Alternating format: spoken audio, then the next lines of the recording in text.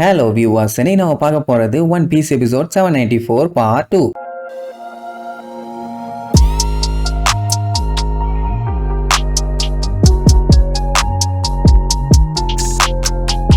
Open பண்ணா நம்ம Luffy கேஷலா நடந்து வருவான். ஏன்னா அந்த மரம் எல்லாமே அவனை அட்டாக் பண்றேன்னு வந்துச்சுங்கல்ல, அது எல்லாத்தையுமே துவச்சி புளிஞ்சு காய போட்டான். அவ்வளவுதான், இனி பஞ்சாயத்து இல்லைன்னு அப்படியே ஃப்ரெண்ட்ஸுகளை தேடிட்டு கத்திக்கிட்டே வருவான். அப்படி வந்து பார்த்தா இந்த மொளா மண்டையன், ஏன்டா பலாப்பழம் மறுபடியும் நீயா? ஐயோ சுத்தி நான் இங்கேயே வரம் போலையேன்னு சொல்லி லூஃபிக்கு ஒன்னும் புரியல. அவனுக்கு மண்டையில ஸ்பியர் வந்து குத்திருச்சுல, அதனால எடுத்து விட சொல்லுவான். லூஃபி கண்டுக்க மாட்டான். ஐயோ என்னால வலி தாங்க முடியலடான்னு கதர்னு கதருவானா. சரி நம்ம பையலா போயிட்டான், செக் போஸ்ட் மாதிரி இங்கேயே தான் இருக்கிறான், ஹெல்ப் பண்ணா என்ன தப்புன்னு அதை புடிங்கி விட்டுருவான். இப்பதான் அவனுக்கு நிம்மதியா இருக்குது. அதுக்காக எடுத்து விட்ட உடனே ஜூஸ் வேணும்னு கேட்பான். நம்ம பையல ஃப்ரெண்ட்ஸுகளை தேடிட்டு இருக்கான். ஜூஸை குடு லூசா குடுன்ட்டு. அதுலயே ஆப்பிள் ஜூஸ் தான் குடிப்பாராமா. அந்த வாட்டர் ஃபால்ஸ்ல ஊத்திட்டு இருக்க ஜூஸ் தான் வேணுமாமா. லூஃபிக்கு கட்டுப்பாயிரும் காட்டு கத்திட்டு இருப்பான். அந்த டைம் பார்த்தா அங்க சாப்பா நின்றுட்டு இருப்பான். அப்பாடான்னு பயலுக்கு சந்தோஷம் தாங்க முடியல. ஏன்னா ஒருத்தனை கண்டுபிடிச்சிட்டான்ல. இங்க நம்ம அடிப்பட்ட சஞ்சிக்கு அவங்க அக்கா தான் வந்து பிளாஸ்டர் எல்லாம் போட்டு விடுவா. அவளால நம்பவே முடியல. ஏன்னா சின்ன வயசுல அந்த சஞ்சி ரொம்ப வீக்கா இருந்தான். ஆனா இப்ப அவங்க அப்பாவையே எதிர்த்து சண்டை போற அளவுக்கு பயங்கர ஸ்ட்ராங்கா இருக்கான். நிஜமாவே நீதானா சஞ்சிங்கிற மாதிரி ஷாக்ல கேப்பா. இப்போதைக்கு சஞ்சியோட ஒரே கோல்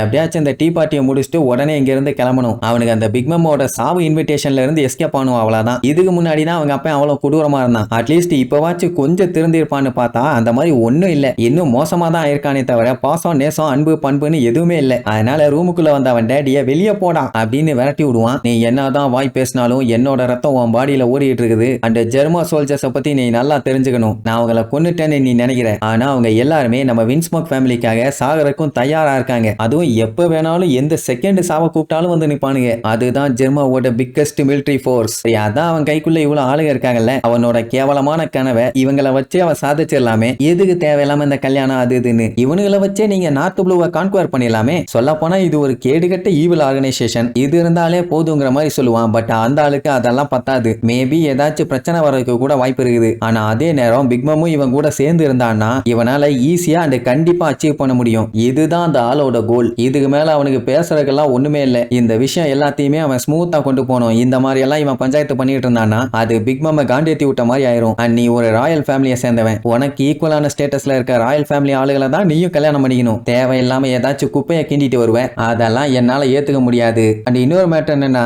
இவன் தான் இவங்க ஃபேமிலியோட பிக்கஸ்ட் ஃபெயிலியர் ஆமா. அதனால தான் இவனை சாக்ரிஃபைஸ் பண்றதுக்காக இந்த மாதிரி ஒரு வேலையை பண்ணியிருக்கான். ஏன் யோஞ்சிய பண்ண சொல்லிருக்கலாம். இச்சிஜி இருக்கான். அவங்க யாருக்கும் கல்யாணம் பண்ணி வைக்காம இவனை பலியாடா யூஸ் பண்ணிக்க பாக்குறான். இன்னொரு விஷயத்தையும் அந்த ஆளே சொல்லிடுவான். இது வரைக்கும் ஒரு பர்சன் கூட இவனை அவரோட பையனா அவர் பார்த்ததே இல்ல. இதெல்லாம் கேட்க நம்ம பையலுக்கு செம்மையா கடுப்பாகும். அந்த டைமுங்கும் போது ரைச்சு அவன் ரெண்டு கையிலையும் ஏதோ பிரேஸ்லெட் மாதிரி போட்டு விட்டுருவான். உனக்கு உன்னோட கை முக்கியம், அதனால கொஞ்சம் பார்த்து பத்திரமா இருந்துக்கன்னு வேற சொல்லுவாங்க. அட மேட்ரு வேற ஒண்ணும் இல்ல. செலஸ்டியல் டிராகன்ஸ் எல்லாம் அவங்க அடிமைகளுக்கு காலர் ஒண்ணு போட்டு விட்டுருப்பாங்கல்ல. எதுக்குன்னா அவங்க கிட்ட இருந்து எஸ்கேப் ஆக ட்ரை பண்ணாலோ இல்ல அவங்களையே திருப்பி அட்டாக் பண்ண ட்ரை பண்ணாலோ இல்ல வில்லங்கமா ஏதாச்சும் பண்ண ட்ரை பண்ணாலோ அது வெடிச்சு அவங்க தலை வெடிச்சு அங்கேயே செத்துருவாங்க. அதே பேங்கிள் தான் இப்ப அவன் கைக்கு போட்டிருக்கு. அவன் மட்டும் இதை வச்சுக்கிட்டு இந்த ஐலாண்டை விட்டு தப்பிக்க ட்ரை பண்ணானா வெடிச்சு கையெல்லாம் பீஸா போயிடும். ஆக்சுவலா இதை இவனுக்கு கொடுத்ததே பிக் மாம் தான். அண்ட் அவகிட்ட தான் இதுக்கான கீயும் இருக்குது. ஆட போடா விளக்கன்னு சொல்லிட்டு அதை உடைக்க ட்ரை பண்ணுவான்.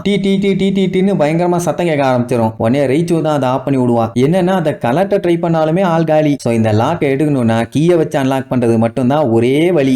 இங்க இருந்து பயலால எஸ்கேப் ஆகவே முடியாது. அப்படியே ட்ரை பண்ணாலும் ஜெர்மா சோல்ஜர்ஸ் விட மாட்டானே. அதனால நீ கல்யாணம் பண்ணித்தான் ஆகணும்னு அடிச்சு சொன்னோன்னு சஞ்சய்க்கு என்ன பண்றதுன்னே தெரியல. மண்டே பிச்சுக்குவான். அப்படியே கட் பண்ணா நம்ம லூஃபி சாப்பரை பார்த்தான்ல. லூஃபிய பார்த்தா கத்திட்டே கிடப்பான். அண்ட் இப்போ சைலண்டா திரு குருன்னு பார்த்துக்கிட்டே நிப்பான். அட விளக்குன்னு எங்கடா போய் தொலைஞ்ச? நமி கேரட் எல்லாம் எங்கன்னு விசாரிச்சா அப்பவும் குருன்னு லுக்கிட்டு இருப்பான். எந்த ஒரு ரெஸ்பான்ஸுமே இல்ல. என்னாச்சு இவனுக்குன்னு பார்த்துக்கிட்டு இருக்கும் போதே திடீர்னு காட்டுக்குள்ள தவி அவன் பாட்டுக்கு ஓட ஆரம்பிச்சிருவான். ஆக்சுவலா சாப்பர் ரெண்டு கால தான் ஓடுவான். உருவத்தை மாத்தி அந்த மானா மட்டும்தான் 4 கால ஓடுவான். ஆனா இப்ப வந்திருக்க சாப்பர் தமா குண்டு சைஸ்ல இருக்கும் போதே 4 காலையும் வச்சு ஓடுறான். லூஃபி சரி புடிச்சலான்னு வெட்டிட்டே ஓடனா திடீர்னு பின்னாடி நின்றுட்டு இருப்பான். மறுபடியும் அங்க பிடிக்க போனா அந்த சைடு நமி நின்றுட்டு இருப்பான். நமி இங்கதான் இருக்கான்னு அவளை கூப்பிட்டா சடனா பின்னாடி வருவா. எப்படியே செவுத்துக்கு அந்த பக்கமா மாறி கேரட் புட்டிங்கு நமி சஞ்சி சாப்பரு இவங்க எல்லாம் மரத்துக்கு பின்னாடி இருந்து எட்டி பாக்குறது மறைஞ்சுக்கிறதுன்னு இப்படியே பண்ணிட்டு இருப்பாங்க. அவனுக்கு ஒன்னும் புரியல. என்ன நம்மளை வச்சு கண்ணாமூச்சி ஆடிட்டு இருக்காங்களான்னு அவங்க எல்லாத்தையும் புடிச்சே தீர்வேன்னு மாத்தி மாத்தி விரட்டுன்னு விரட்டுவான். ஆனா யாரையுமே பிடிக்க முடியல. இத பார்த்துட்டு அங்க இருக்க மரங்கள்லாம் குரூலி விளையாட ஆரம்பிச்சிட்டா. இனிமேட்டு அவனால எல்லாம் ஒண்ணும் பண்ண முடியாது, சாம்பலாகி இந்த காட்டுலயே கரைய போறான் அப்படின்னு பயங்கரமா டிஸ்கஷன். இந்த காட்டுக்குள்ள தொலைஞ்சி உன்னால இங்கிருந்து வெளியே போக முடியாம பைத்தியம் முடிச்சு தப்பிக்க ட்ரை பண்ணி இங்கேயே சாக போற, உன் கதை முடிஞ்சதுன்னு அந்த மரங்கள்லாம் என்டர்டைன்மெண்ட் பண்ணிட்டு இருக்குங்க. அப்படியே கட் பண்ணி நம்ம சஞ்சயை காட்டுறாங்க. அவன் அப்படியே கவலையா அவன் கையை பார்த்துக்கிட்டே நிப்பான். ஃபேமிலி பாத்தீங்களா என்ன லட்சணத்துல இருக்குன்னு. சின்ன வயசா இருக்கும் போது அவன் வின்ஸ்மோக் ஃபேமிலியை விட்டு எப்படியோ தப்பிச்சிட்டான்னு வைங்க. அதுக்கப்புறம் அவனை நல்லா பார்த்துக்கிட்டு அடிபட்டுச்சுன்னா கையில கெட்டெல்லாம் போட்டு விட்டது நம்ம செஃப் மட்டும்தான். அண்ட் அவன் கையை வச்சு சண்டை போடுவானா மண்டையிலே 4 கொட்டு வச்சு கை சண்டை போறதுக்கு இல்ல, அதை முதல்ல தெரிஞ்சுக்கன்னு அட்வைஸ் எல்லாம் பண்ணி அவனுக்கு சமைக்கவும் கத்து கொடுத்தாரு. அப்பேற்பட்ட இந்த பிரீஷியஸான கையில இப்படி ஒரு விலங்க போட்டு கேவலப்படுத்திட்டாங்களேன்னு சொல்லி அவன் பயங்கர காண்டாகி கடுப்புல மண்டையை பிச்சுக்கிட்டு இருப்பான். இந்த பிரச்சனையில இருந்தெல்லாம் எப்படி வெளியில வர போறான்னு அடுத்தடுத்த எபிசோட்ல நம்ம பார்க்கலாம். டாடா.